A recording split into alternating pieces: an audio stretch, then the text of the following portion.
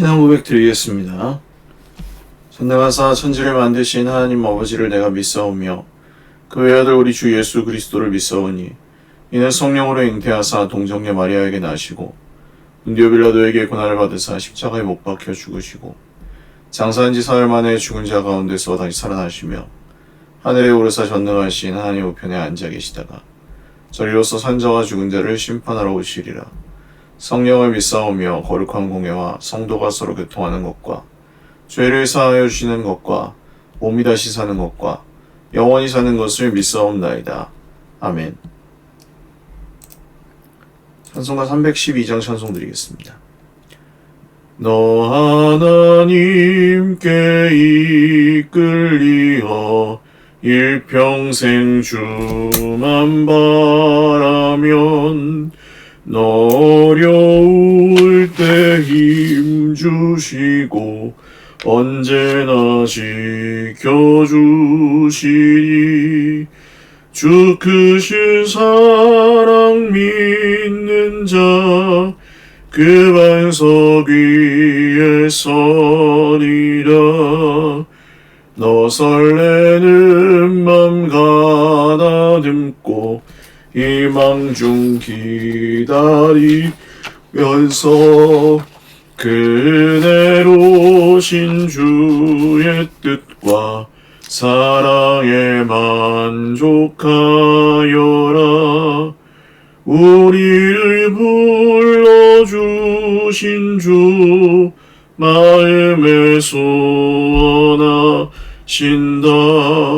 주 찬양하고 기도하며 내 본분 힘써다라. 주 약속하신 모든 은혜 내게서 이루어지리라. 참되고 의지하는 자 주께서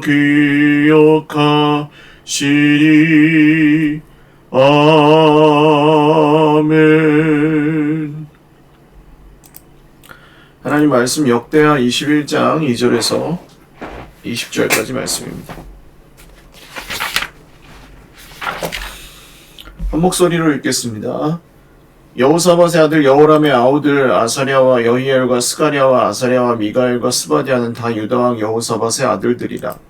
그의 아버지가 그들에게는 은금과 보물과 유다 견고한 성읍들을 선물로 후히 주었고 여호람은 장자임으로 왕위를 주었더니 여호람이 그의 아버지의 왕국을 다스리게 되어 세력을 얻은 후에 그의 모든 아우들과 이스라엘 방백들 중 몇 사람을 칼로 죽였더라. 여호람이 왕위에 오를 때 나이가 32세라 예루살렘에서 8년 동안 다스리니라. 그가 이스라엘의 왕들의 길로 행하여 아합의 집과 같이 하였으니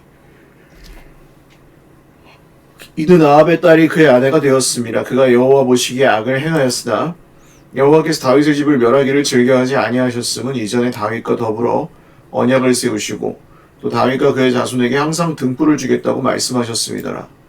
여호람 때 에돔이 배반하여 유다의 지배하에서 벗어나 자기 위에 왕을 세우므로 여호람이 지휘관들과 모든 병거를 거느리고 출정하였더니 밤에 일어나서 자기를 에워싼 에돔 사람과 그 병거의 지휘관들을 쳤더라. 이와 같이 에돔이 배반하여 유다의 지배하에서 벗어났더니 오늘까지 그러하였으며 그때 림나도 배반하여 여호람의 지배하에서 벗어났으니 이는 그가 그의 조상들의 하나님 여호와를 버렸음이더라. 여호람이 또 유다 여러 산에 산당을 세워 예루살렘 주민으로 음행하게 하고 또 유다를 미혹하게 하였으므로 선지자 엘리야가 여호람에게 글을 보내어 이르되 왕의 조상 다윗의 하나님 여호와께서 이같이 말씀하시기를 내가 내 아비 여호사밧의 길과 유다 왕 아사의 길로 행하지 아니하고 오직 이스라엘 왕들의 길로 행하여 유다와 예루살렘 주민들이 음행하게 하기를 아합의 집이 음행하듯 하며 또 내 아비 집에서 너보다 착한 아우들을 죽였으니 여호와가 내 백성과 내 자녀들과 내 아내들과 내 모든 재물을 큰 재앙으로 치시리라. 또 너는 창자의 중병이 들고 그 병이 날로 중하여 창자가 빠져나오리라 하셨다 하였더라. 여호와께서 블레셋 사람들과 구스에서 가까운 아라비아 사람들의 마음을 격동시키사 여호람을 치게 하셨으므로 그들이 올라와서 유다를 침략하여 왕궁의 모든 재물과 그의 아들들과 아내들을 탈취하였으므로 막내 아들 여호아스 외에는 한 아들도 남지 아니하였더라. 이 모든 일 후에 여호와께서 여호람을 치사 능히 고치지 못할 병이 그 창자에 들게 하셨으므로 여러 날 후 2년 만에 그의 창자가 그 병으로 말미암아 빠져나오매 그가 그 심한 병으로 죽으니 백성이 그들의 조상들에게 분향하던 것 같이 그에게 분향하지 아니하였으며 여호람이 32세에 즉위하고 예루살렘에서 8년 동안 다스리다가 아끼는 자 없이 세상을 떠났으며 무리가 그를 다윗성에 장사하였으나 열왕의 묘실에는 두지 아니하였더라. 아멘. 기도드리겠습니다. 존귀하신 하나님 아버지 감사합니다. 오늘도 하루의 첫 시간을 주님 앞에 예배하며 드립니다. 주님 우리의 예배를 받아주시고 우리에게 오늘도 말씀하여 주십시오.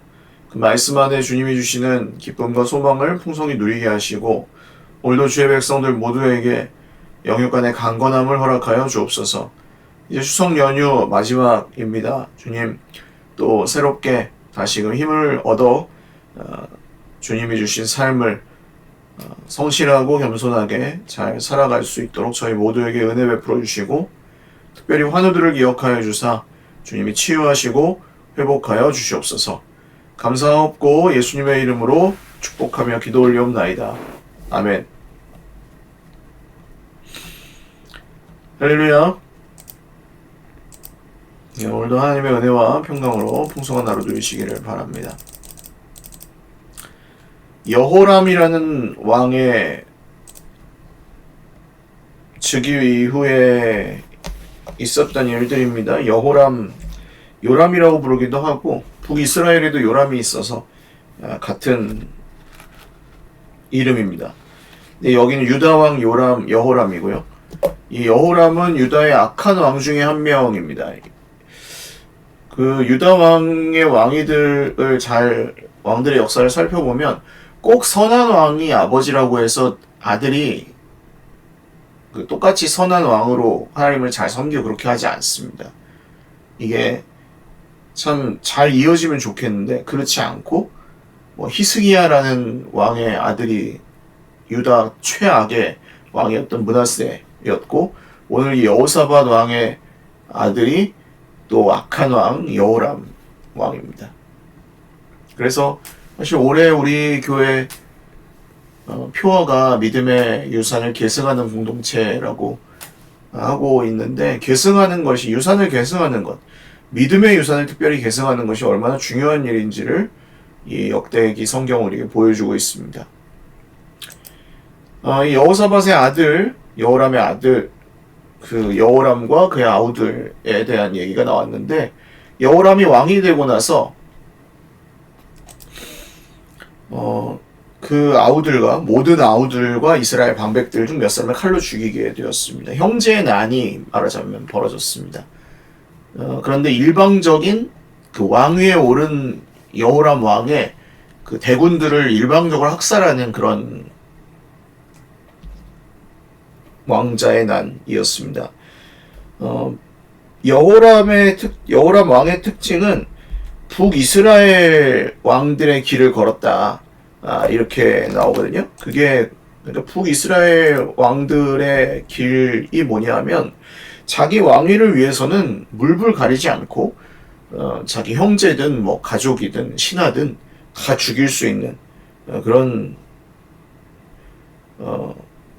자기의 왕좌를 지키기 위해 그 어떤 것도 불사하는 그런 것이 이 북이스라엘 왕들의 특징이었다고 할 수 있겠는데요. 여호람도 똑같이 자기 아우들을 그렇게 죽였습니다.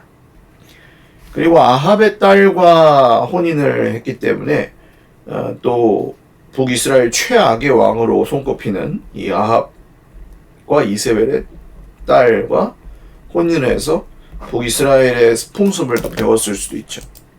악을 행하여서 하나님 앞에서 어떤 유다 왕들보다 정말 악한 그 행실을 보였는데 하나님께서는 7절 보시면 다윗의 집을 멸하기를 즐겨하지 아니하셨다.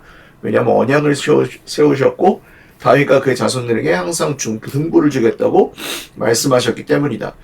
그러니까 여호람의 악행과 대비되어서 하나님의 그 다윗 왕조를 향한 다윗의 후손들을 향한 신실하신 언약, 그 왕조를 멸망시키지 않으시는 하나님의 선하시고 신실하신 그 은혜의 언약이 부각되고 있습니다. 그러니까 이 포로로 잡혀가서 유다 민족의 정체성을 되찾아야 하는 하나님의 백성들로서 다시금 회복해야 하는 이스라엘 백성들에게 이 말씀이 주는 의미는 무엇입니까? 하나님은 신실하시다는 거죠. 오늘 우리가 인생에 우리의 실수나 실패 혹은 어떤 재앙이나 문제들이 닥쳐서 우리가 염려 가운데 빠질 수도 있고 또는 우리가 정말 심각한 실수나 잘못을 할 수도 있습니다. 그렇지만 하나님의 신실하심은 하나님의 그분의 언약은 변하지 않는다는 사실을 오늘 이 역대기 성경으로 우리에게 보여주려고 하는 것입니다. 그러나 한편 그 죄로 인한 죄의 대가는 하나님께서 또한 공의 하나님이시기 때문에 이 여호람으로 하여금 치르게 하십니다. 각 그 유다 치하에 있었던 속국들이죠. 에돔이 배반하여서 자기 위에 왕을 세웠고 여호람이 그것을 정벌하러 갔지만 그렇게 할 수 없었고 에돔과 림나 이런 나라들이 전부 여호람에게서 유다 왕국에서 그 지배에서 벗어나게 됩니다. 사실 잘 생각해 보시면 그 권력을 쥐려고 하고 권력을 가지려고 힘을 더 강하게 하려고 하고 자기가 더 남보다 더 높아지려고 했을 때 사실은 정반대의 결과가 나타나는 것을 역사적으로나 지금 정치사회 문화에서 많이 보실 수 있었을 것입니다. 그것을 천년만년 유지하는 그런 왕들이 있는 게 아니고 오히려 잃어버리는 경우들이 굉장히 많습니다. 왜냐하면 그 권좌, 자기의 왕좌를 지키기 위해서 다른 모든 것들을 희생할 수 있는 사람은 결국 정말 그 의자 하나 붙잡고 죽는 거죠. 그래서 이렇게 거꾸로 권력의 누수현상이 발생하고 에돔과 림나가 유다의 지배하에서 벗어나서 여호람의 권력은 오히려 줄어들게 됩니다. 그래서 하나님께서 선지자 엘리야를 통해서 여호람에게 글을 보내시는데 엘리야는 북이스라엘에서 활동했지만 유다 왕인 여호람에게도 이렇게 하나님의 말씀을 선포하기도 하였습니다. 아버지 여호사밧의 길과 아사의 길로 행하지 않고 이스라엘 왕들의 길로 행하여서 주민들이 음행하게 하기를 아합의 집에 음행하듯 하고 또 착한 아우들을 죽였으니 하나님께서 백성과 자녀들과 내 아들과 모든 재물을 큰 재앙으로 치시리라.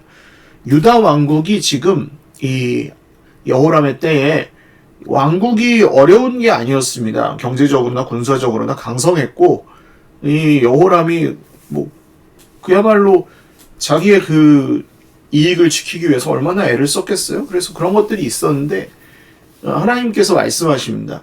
너는 그런 것들을 잃어버리게 될 것이다. 내가 그것을 칠 것이다. 왜? 네가 유다의 선한 왕들의 길로 가지 않고 북이스라엘 악한 왕들의 길로 행하여 백성들로 하여금 전부 산당에서 우상을 섬기게 했기 때문이다. 그러니까 결국 하나님께서 말씀한 왕에게 요구하시는 건 다른 게 아닙니다. 많은 돈을 가져라, 힘을 가져라, 명예를 가져라 이런 거 아니었고 정말 한 가지 하나님의 말씀을 지키고 백성들도 그렇게 지켜 행하게 해라. 그 말씀을 이 여호람은 듣지 않았고 결국 그 대가는 주님의 심판이었습니다. 그리고